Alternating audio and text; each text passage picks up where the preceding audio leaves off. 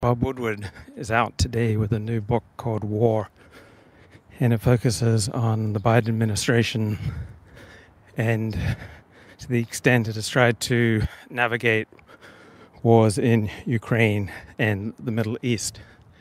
And Bob Woodward concludes that the way the Biden administration foreign policy team has operated during the Ukraine and Israel wars will serve as a model for scholarship and deep study in the years ahead. And I'm just curious, what empirical basis would Bob Woodward have to claim that there's something extraordinary or exemplary or worthy or righteous or effective or productive in the way the Biden administration has conducted its foreign policy with regard to the war in Ukraine and the wars in and around Israel? I don't see any basis. These are both disasters for the United States, absolute disasters. So why does Bob Woodward say this? Because the Biden foreign policy team sounds competent.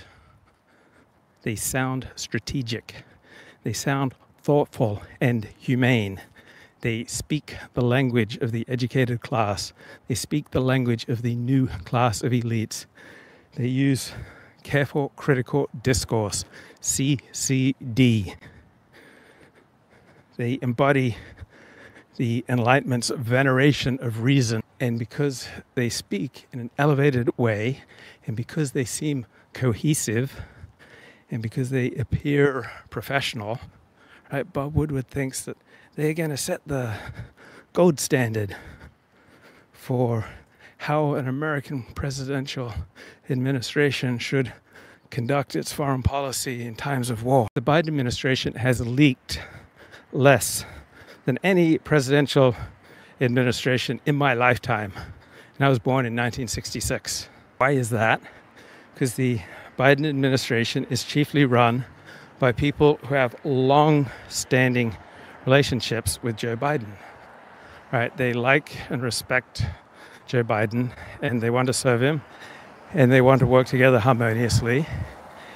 And that's resulted in very few leaks and the appearance of a professional, smoothly run operation. Now, there's no necessary concurrence or correlation between how things appear and the facts on the ground. Right? Just look at the facts on the ground. The Joe Biden administration has been the most disastrous presidential foreign policy in this century.